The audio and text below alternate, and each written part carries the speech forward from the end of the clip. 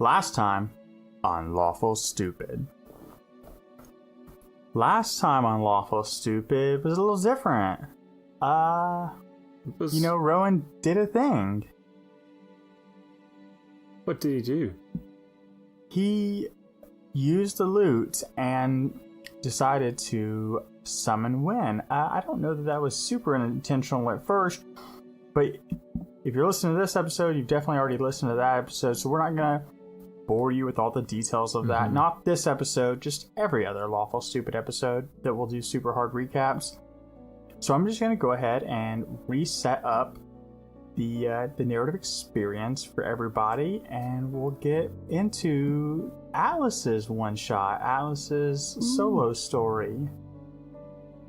So, the scene, as it were, what Atlas sees and feels. The last thing Atlas remembers is holding Tjuringa's hands tightly.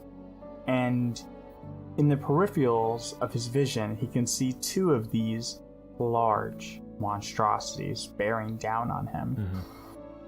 And he sees the world start to go grayscale. And he feels his body start to feel numb. And the world stops. And everything in it stops. And Atlas feels himself fall into this darkness. And Atlas is standing in this void of shadows. And in front of him, parallel of him, stands Alaria.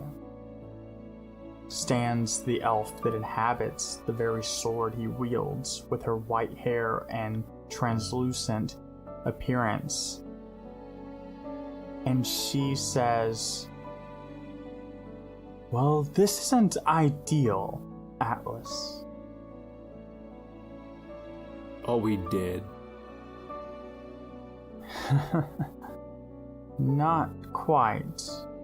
But I'm not really sure where we are.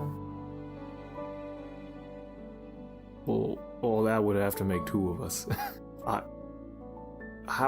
Where's my sword? Where's your sword? And when you ask that question, she clutches at her head and she lets out a scream. And your world goes black. And the last thing you remember really is holding Tjuringa, and so you're surprised when you open your eyes and you see snow. You see white snow. And it's cold.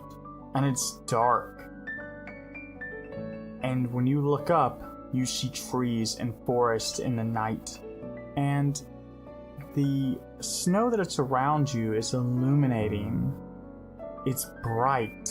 It's almost reflecting the ambient light from the night sky. And you notice you can feel the weight of Alaria in your right hand, your blade. But she feels heavier. What do you want to do, bud? Do I see any buildings around? No, you're in a thick forest. Thick forest. And you're cold. And you notice that your bare feet is on snow. I'm gonna bring the sword up, holding the hilt in one hand and the end of the blade in the other, and say, "Alaria, are you in there?" And you notice the first thing you notice is how much heavier Alaria is. And the next thing you notice, and maybe more importantly, is your hand is not your white orc hand anymore. It's a small, slender hand. It's not yours. I want to take a look closer into this blade, if I can see a reflection of myself. And when you do that, you see a form that you have never seen. Because the Alaria you've seen is much different.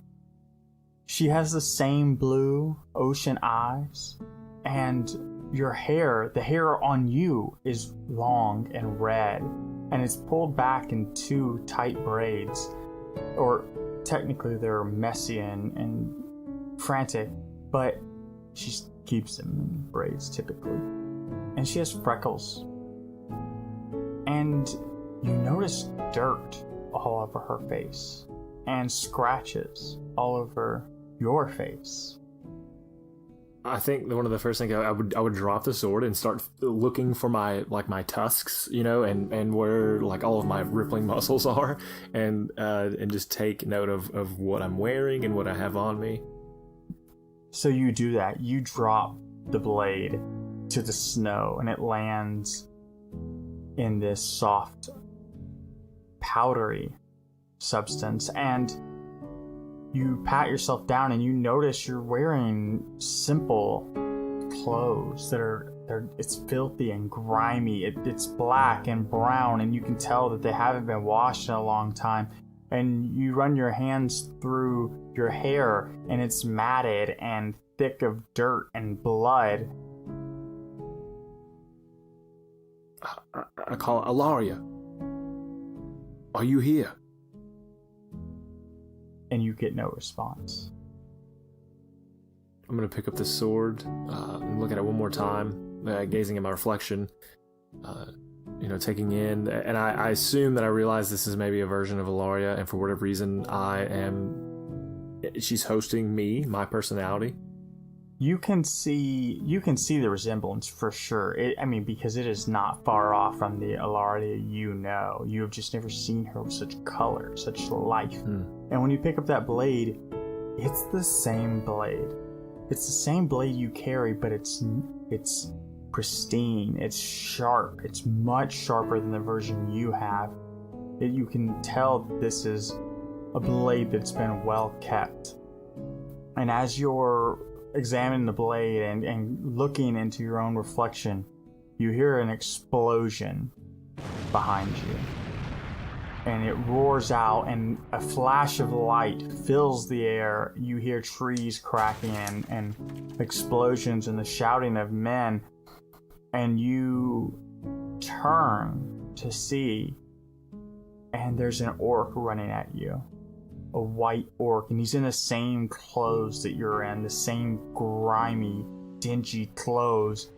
And he's yelling at you, Alaria, run! And he is full-on train sprinting towards you. Oh, I will do what he says, and I will turn and run. And the two of you sprint, and you run. You can't feel how cold your feet are because of how numb the cold sensation is from standing in the snow. And you can hear the sound of people chasing you. And for what feels like a lifetime of running, the two of you manage to break free and kind of dip away from those who those who were chasing you. And you stop for a moment. And you're breathing hard, and you're panting, and this is new for you.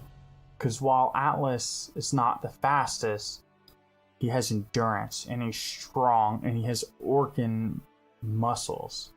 And the Alaria's form has you winded and exhausted and carrying this heavy blade the whole time. And the orc is across from you, and he's looking at you, and you can see concern on his face.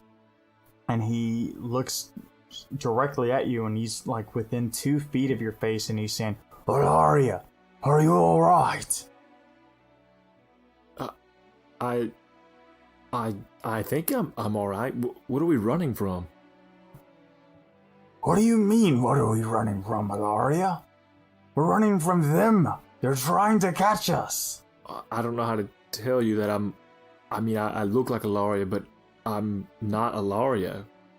And when you say that, your head rushes. There's a pounding, a squealing, and you hear Alaria in your head. No, that's not how that happened. That's not how it went. And you hear him say again, What do you mean you don't know who they are? They're after us. Who are they? Those are our jailers, Alaria. Did you hit your head? I'll rub my head, kind of, because maybe that where she just said that's not right. Wait, so that made me like kind of rub and say, maybe I did. I don't remember how and I he got pulls you close, and it doesn't feel strange. And he looks at your head, and he says, "Oh, you did. There's blood everywhere. We have to go. We have to get you somewhere safe. You're not all right." And that memory kind of flashes. And for a brief moment, you're in that stillness again, that darkness, and Alari is across from you.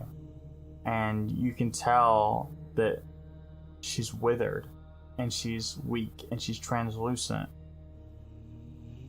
I'll try to reach out to her as if to take her, embrace her. Alari, are you okay? And she says, "It hurts. It hurts so bad, Atlas." What can I do? I don't know what to do. And she looks up at you and she says, "Help." And as she says that, your world spins and falls, and you open your eyes again, and you kind of blink them open as like struggling to open them, and you hear the sound of fire. And you're bunched up in leathers and skins and hides around a campfire. And on the opposite side of the campfire, you see that same orc. And he's stoking the fire, and he's making a makeshift cooking pot. And he looks over to see you waking up. "Alaria, it's good to see her awake. You've been out a while." Are we safe now? And he walks over to you and says, "As safe as we're going to be. But we're still far from the city." What city is that? "The last of Urkbach. Don't tell me you've forgotten that too." No, I know. At least I've heard of it. "Heard of it, Ilaria?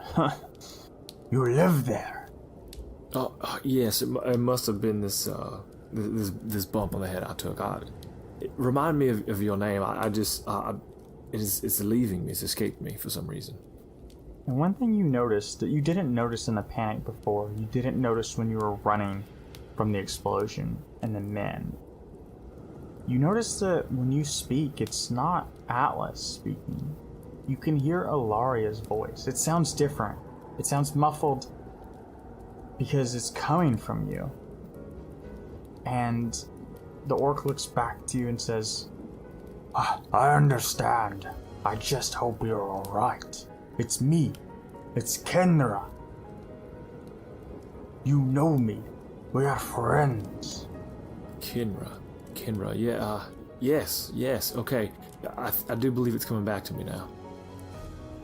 And he sits you up and he kind of checks over you and, "Do you remember how we got there?" I'm sorry, I don't. Oh. Catch me up completely. Imagine I've forgotten everything and catch me up. And he looks at you, kind of confused, and said, "Well, I suppose I have nothing else to do while the pot boils." And he says, "We didn't know each other for long. We met in the camp, remember? Do you remember anything of the camp?" Yeah, I do. "Great. Well, I've been there much longer than you, and I'm not sure how you came to the camp. You just told me you were indentured, like myself, that you were captured. And we worked in the camp. Mining. Do you remember any of that, Ilaria?" My memory still escapes me. You and I, we became friends, and we both decided this was not our life, and we were going to escape. None of that is coming back to you? As you tell it, I feel like, yes, it is making its way into my head. Ugh. I hate this for you. I wish I knew something that could help. Something that wouldn't hurt you. And he looks at you and he kind of puts a hand on your shoulder, and you notice that hand is heavy. And that's surprising considering you're used to like an orc putting his hand on your shoulder, and it's something you can ordinarily take on. And he stands up and he finishes making the food. And you're looking around and you guys are still in this forest. And it's still snow everywhere. And it's cold. And it's windy. And you hear Ilaria in your head as she says, I don't remember all of this. It's been so long. Well, and I guess in my head, am I thinking this when if I reply to her? Yeah. If you reply to her, it's internal. Say, Ilaria, this is the one who put you in the sword. This is the one who cursed you. And you almost feel her shake her head, and she says, that doesn't make any sense. It seems like we're friends. Why would he have... I know, but you said Kinra Ironclaw was the one who did this to you. But that doesn't look like Kinra. That doesn't look like him at all. I mean, it adds up. He's an orc. He's a white orc. His name is Kinra. Atlas, I'm not saying you're wrong. It just doesn't make any sense. I know what Kinra looks like, and that's not it. Okay, I'll trust you on this one. We'll just see what this crazy thing is taking us. Be careful. You hear her say that, and you feel her connection fade from you. And the orc across says, are you hungry, Ilaria? Oh, yeah, famished, yes. And he makes you both a bowl of this soup. And he begins to eat it, and he slurps it down, and he says, well, it's not great. It's better than that prison syrup. Anything's better than that. Well, how long is it going to take us to get to our destination? To the last of Urkbach? Yes, to the last of Urkbach. Yeah, unless we're lost, that should only be a week. Only a week? Well, I don't have... It's freezing out here. How do you expect for us to even survive the trip? And he kind of pats the furs that are wrapped around you, and he says, don't worry. We'll keep that frail little body of yours warm. I'll kind of give a little chuckle. That is funny, because I think even as Atlas, I would laugh at that. And he smiles and says, oh, you're laughing. That's a good sign, Ilaria. We'll make it out of this together, and we'll get you home. Do you know what you want to do when you get home? I mean, I don't know. I guess the first thing I'm going to do is go and see my family. And you hear Ilaria say, no. That's not how it happened. And you feel that pain. You feel that sharp tendril of pain. And she says one word to you. Revenge. I have to avenge someone. And Kinra looks back and says, no, Yes, I want revenge too. If that's something you want, we can work together. We can both get our vengeance on them for putting us in that camp like dogs. Who was it that captured us? Whose camp were we in? Oh, you really don't remember anything about that. And I will shake her head slowly, no. Alright. It's a good thing we have a long march ahead of us, Alaria. But for now, get some rest, and we'll start again in the morning. And he gets up and he walks to the other side to kind of take care of the fire. And one of the things you notice around the camp as Alaria begins to fall asleep is this was a camp, like a full-on camp. But you didn't see anyone else. You didn't see any other people, but you could see tents and supplies. And your world fades, and you're in still blackness again. And Alaria is standing this time, panting, and she's saying, "Wait a minute. That makes sense. I remember going to the camp, but I don't remember this. Don't remember what? I don't remember escaping. I don't remember going back to town." This is all very confusing. I understand. So try to take it easy. I don't know what's going on. We will work this out, Alaria. Don't worry. We're going to get out of this. You're going to be just fine. Atlas, this has never happened before. I've had several owners before you, and I've never seen anything like this. And she smiles, and she puts a hand on your cheek, and you can feel the warmth, and you can feel it on your orcish skin, and she says,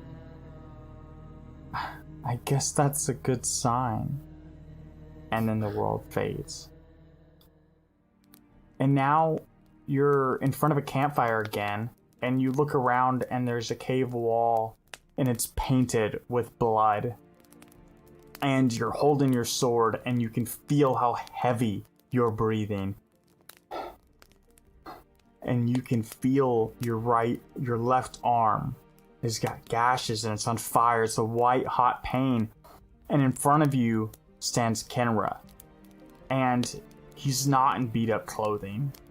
He's in a cloak. And he's holding two short blades.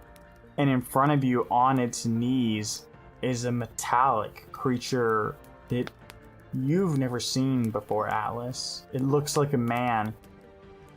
But it's made of metal.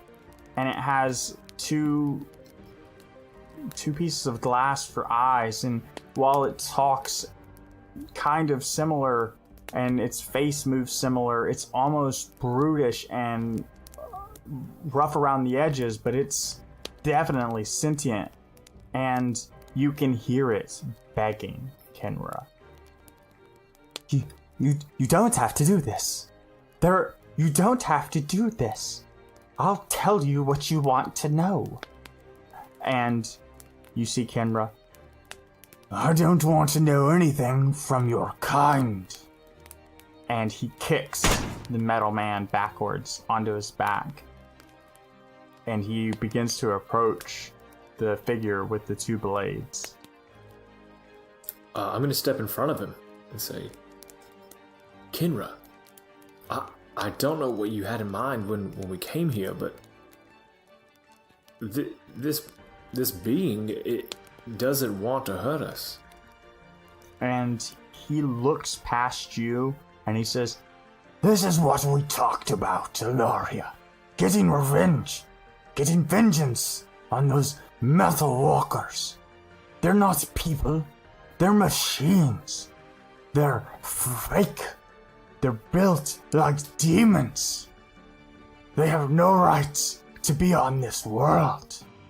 And you hear in the background, no, that's not right. We're our own people. That's not right at all. We deserve to be here as much as... Silence! He yells. I'll say, Kinra, do you know that the elves say the same thing about orcs? That your kind is a curse upon the race of the lands, and your very existence should be blotted out because of the barbaric lifestyles you all lead? But here we are, fighting together because you do not represent your entire race, and your entire race does not represent you. And he leans in and looks at you. Is that how you feel, Ilaria? Is that how you look at orcs? And you can see the blood rage of orcs and the tunnel vision, and you can see him starting to slip into it. So at this point, can I gauge how Ilaria feels about Kinra as far as like relationally? In this moment, when you kind of like search the Ilaria that you're inhabiting, she sees him as a friend and a colleague, and she has a strong connection to him. Oh, and I'm assuming I'm holding the sword currently. Yep. I'm gonna like scabbard it and put one hand on my shoulder and say, if I felt that way, I would not be here with you right now. And Kenra looks at you and he says, you wanted this. You wanted vengeance. This is how we get it. We rip it out of him, and then we find the rest of them and those who made him. It's the only way. It's not the only way, Kenra. Perhaps I was angry, and yes, I wanted vengeance at the time, but now, look at him. He's defenseless. What kind of people do we become? We become the very people that we want to fight and kill if we kill him. And you hear that machine lay on the ground, and it's kind of stuttering, and you can hear some whirring parts, and it's just, listen to a friend. There's nothing to do. I will just tell you what you want to know. And Kenra looks at the machine, and he looks back at you, and he puts the two blades away, and he says, you know, our souls are right. But, well, I'm going to find out if there's anything worthwhile in those things or not. And he steps over before you can react, and he plunges his right arm inside of this machine. And when he does that, you can see this dark purple shade follow his hand. And you see the machine like scatter, or not scatter, but skitter as it's trying to like manage the fact that it was just impaled. But you notice that there's no damage to its chest. Like he went through almost phasing through, and the glass, the illuminated glass on the face of this machine, it dims. And all in one swift moment, Kenra pulls free this piece of machinery, and when he does, the chest explodes and metal breaks, and he's holding this whirring gizmo of parts and gears and wires, and he throws it to the ground. And when he turns and looks at you, you can see the purple in his eyes, and kind of like when he speaks, this purple smoke come out of his mouth. And he says, you see, there's nothing real in them. No life force at all. And you can just see his mouth foaming as he says that. And his eyes and his tusks, they transform a little.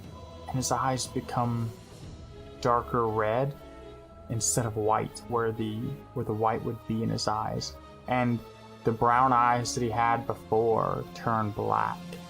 And his tusk go from this yellow, rotted, poorly taken care of, they transform to this onyx, obsidian-like material. And you hear something that's not Kenra's voice. And it says, Kenra, you have failed. You know our bargain. And when you hear those words, they come from Kenra's mouth, and they come from his body, but they're not his. And Kenra almost turns to his right, and as if he's talking to something you can't see, and he says, I was proving a point. Forgive me. And when he says that, you can feel this presence. This presence that you can't see. But it feels terrible. And it feels awful. And it's thick in the air. And even as Atlas, one of the bravest people around Uri, on Goron, you feel your spine. Chills ride up from it. And the world goes black. And you see Ilaria again, and she's on the ground, and she's crying.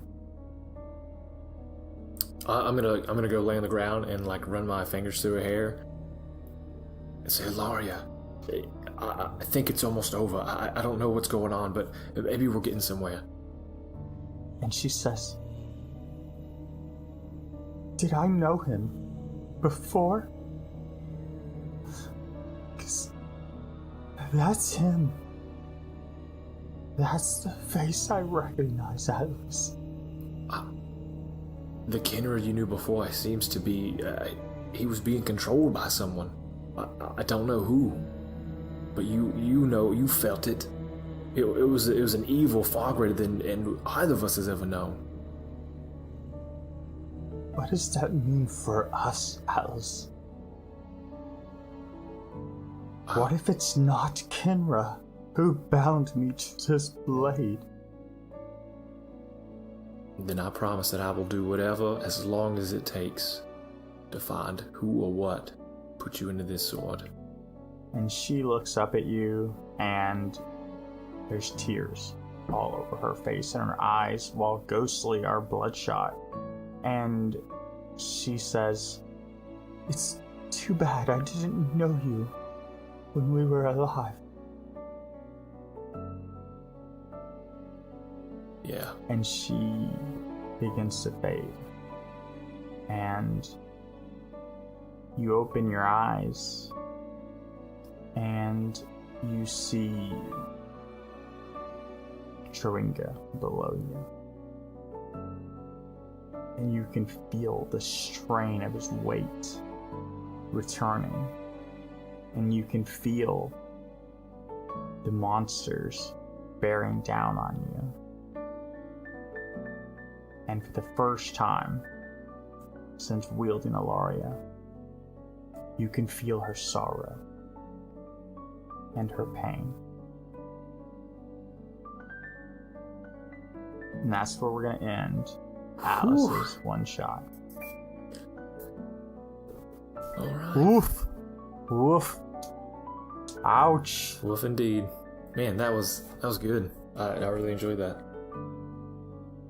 Yeah, it was super depressing, but no, I mean they've all been, and I think that's the cool thing about the one shots, and that's kind of why we wanted to do them. It lets us kind of dive into the deeper moments, because even while our podcast is like comedy focused, we really want to dive deeper into our characters. And Atlas decided he really wanted to focus on Ilaria and really see where that goes and get a better picture of what her story was. Mm-hmm. And yeah, I think she's a cool character that we've introduced, and just hadn't had a lot of opportunities for us to really, some of the off times. But man, like, she has a rich backstory too, just based on in this short snippet we've done.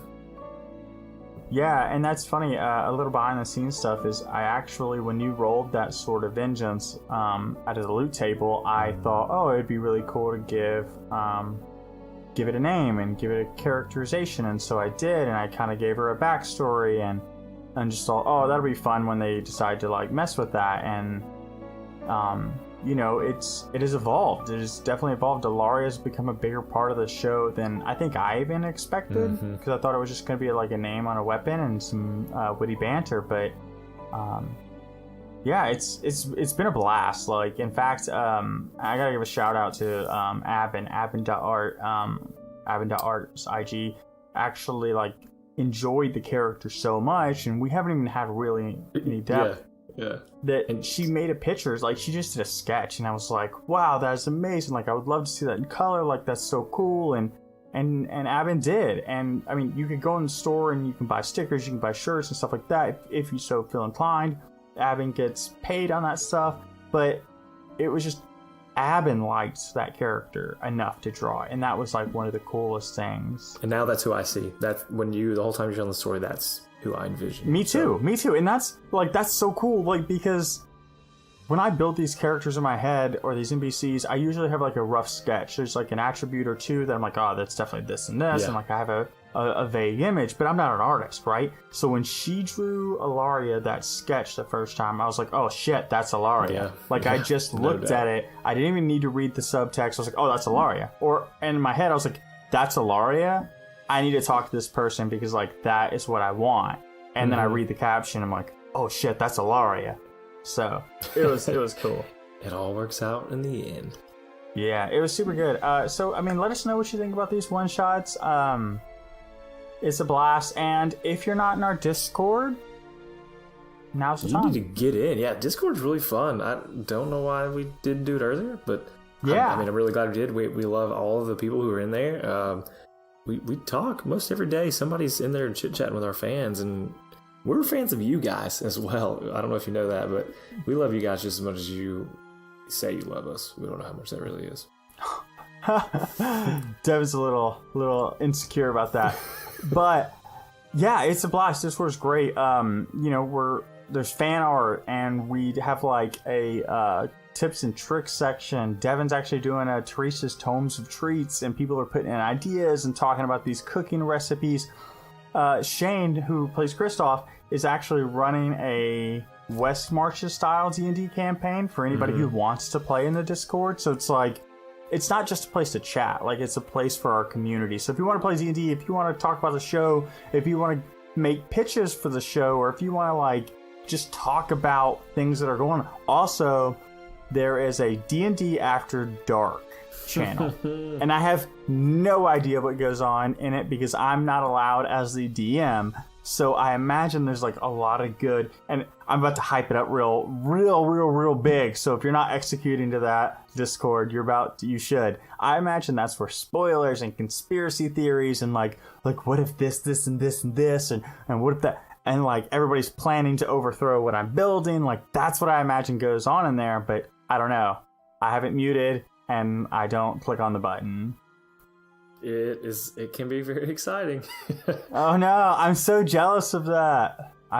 So here's what I tasked to my fellow show members. When you hear this, it is only fair to me, to my own needs and curiosity, that when something cool is posted, that you screen cap it, and when it no longer could like be a bad thing for me to know, tell me, because I know these Discord people have great ideas, like just the stuff that I've seen. Just to just really turn the blade while it's stuck in there, like tag the blade in everything you do, even if it's not. No, so don't do that. Don't do that in the D&D After Dark channel. I will be real upset. I will just see like all these red numbers and just be real mad about it. Well, we want to say thanks for listening. And you can find us on IG and Facebook and Lawful Stupid. I've talked a lot. Devin, what do you want to say before we close up shop? Man, this is so fun. This is something I look forward to every week, is hanging with my bros. Right now it's just me and Dwayne, but we hang out with the guys. Tomorrow we're going to record. This is much later for you guys, but I just appreciate you guys listening in and all the feedback that we get. The reviews you guys leave on iTunes is extremely, one, it's important for us to get those, but two, it's valuable so that we can, change and make the show better. And, Dwayne's, reaching out to see what do you guys want to see in the show? We want fan interaction because, yeah, we do this because we have a lot of fun, but we're doing it as a show, as a podcast, because people listen to podcasts. And so your input is extremely valuable. So, let us know what you think and let us know what you'd like to see. All right. Well, I think you said it best. Let us know. We want to hear that feedback. But for now, goodbye. See ya.